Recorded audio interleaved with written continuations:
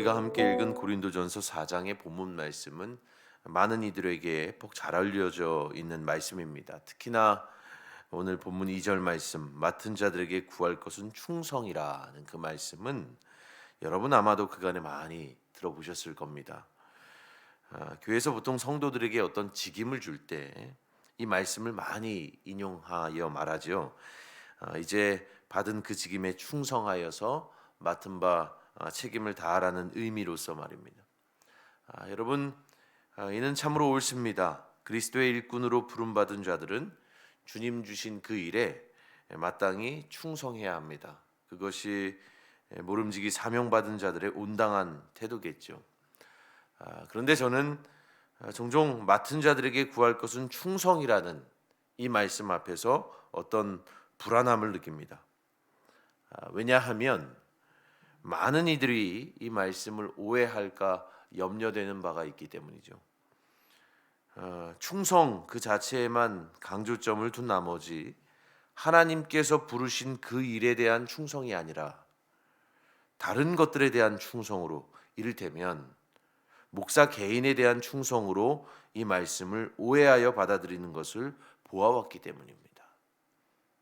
이 말씀을 마주할 때마다 그런 염려가 제게 있는데 오늘 말씀을 두고 묵상하면서 문득 메시지 성경을 찾아보니 이렇게 번역을 해놓고 있더군요. 여러분 한번 들어보십시오. 본문 1절과 2절에서 바울이 이렇게 말하고 있습니다. 여러분은 우리 지도자들이 무슨 대단한 사람이라도 되는 양 여기지 마십시오. 우리는 그리스도의 종이지 그분의 주인이 아닙니다. 우리는 하나님의 장엄한 비밀들로 여러분을 인도하는 안내인이지 그 비밀들을 보호하기 위해 배치된 경비원이 아닙니다. 좋은 안내인이 갖추어야 할 덕목은 믿음직스러움과 정확한 지식입니다. 자, 여러분 어떻습니까? 그리스도의 일꾼으로 또한 하나님의 비밀을 맡은 자로 부름받은 바울은 성도들에게 이렇게 당부합니다.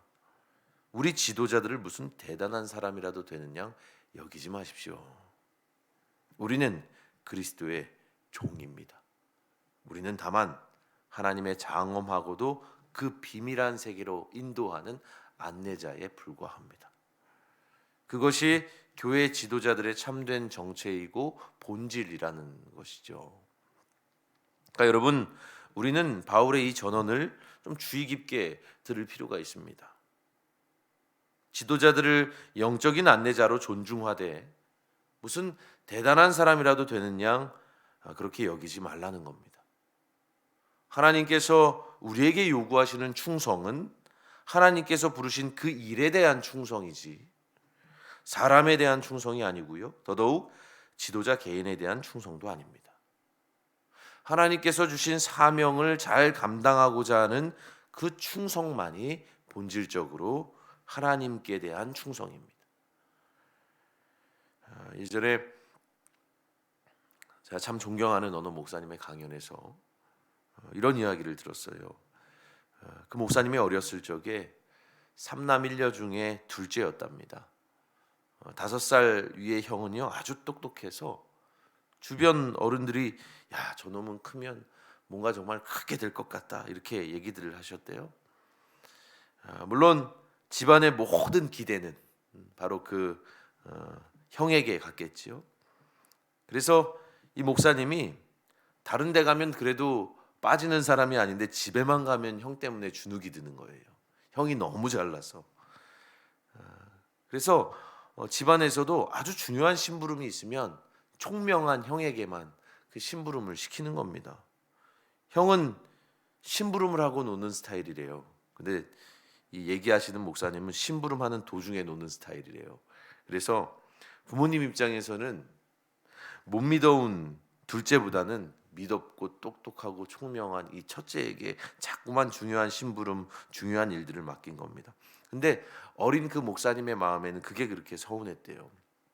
심부름을 시킨다는 것은 부모가 나를 인정한다는 거잖아요. 부모가 나를 믿는다는 것인데 자꾸 형에게만 중요한 일을 주니까 좀 서운한 마음이 있었대요. 그런데 어느 날 아버지께서 형이 있는데도 이 둘째인 목사님을 부르신 거예요. 그래서 학교 가기 전에 군청에 좀 다녀오라, 이렇게 심부름을 시키신 겁니다. 아니, 형이 아닌 내게 이렇게 심부름을 시키시다니, 오늘은 내가 선택을 받았구나. 아버지께서 이제 나를 인정하시는구나, 이런 마음이 들어서 이 목사님이 너무 기쁜 나머지요, 3km 되는 군청까지 한달음에 뛰어간 겁니다. 근데 신이 나서 군청까지 왔는데 왜 왔는지 모르겠는 거예요. 내가 왜 왔지? 그래서 군청 앞에 있는 느티나무를 2바퀴 돌고 집으로 다시 돌아갔답니다. 집에 갔더니 아버지가 물으시더래요. 야, 심부름 시키려고 했는데 너 어디 갔다 왔냐? 아버지 말씀하신 대로 군청 갔다 왔다고 대답하니까 기가 막혀 하시는 거죠. 아버지께서 편찮으셔서 오늘 출근 못합니다라고 군청에 결근계를 써서 그렇게 전달해 달라고 하려고 했는데, 결근계를 써가지고 와서 보니까 애가 사라진 거예요, 벌써. 근데 여러분, 목사님의 이야기를 들으면서 야, 이게 남의 일이 아니다. 이 이야기 속에서 우리의 모습도 보이는 거예요. 우리는 많은 경우 하나님께서 나를 부르신 이유를 잊어버리고 살아갈 때가 있습니다. 신앙생활 오래되면 어느 순간에 그냥 기계적으로 신앙생활하고 있는 거예요. 하나님께서 나를 왜 부르셨나? 이 중요한 본질을 잃어버리고 살 때가 있는 거예요. 그래서 엉뚱한 데 가서 충성합니다. 주님께서 무엇하라고 나를 부르셨는지를 망각한 채 엉뚱한 데 자꾸 충성하는 거예요. 마치 이야기 속 목사님의 어린 시절 그 모습처럼 누군가의 인정을 받기 위해서,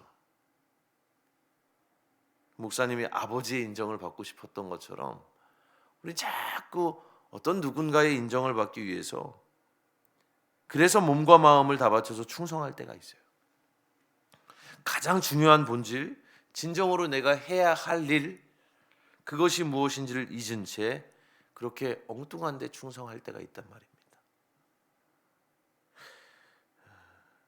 이는 저 또한 마찬가지고요. 아마 여러분들도 여러분들의 신앙생활을 돌아보건대 아마 그러한 때가 있었으리라 생각이 들 거예요. 그래서 여러분, 이 새벽에 나를 한번 돌아보십시오. 내가 이 본질을 잊고 살지 않았었는지, 과연 나에게 그러한 모습이 있지 않았었는지, 사명의 본질이 무엇인지를 잃어버린 채 그저 사람의 눈을 의식하면서 또는 사람의 인정을 받기 위해서 내가 그렇게 충성하지 않았었는지 여러분 돌아보시고, 만약 그러한 모습이 내게 추호라도 있었다면 여러분 이제 주님 앞에 회개하고 다짐하십시오. 오직 하나님께서 나를 부르신 그 일,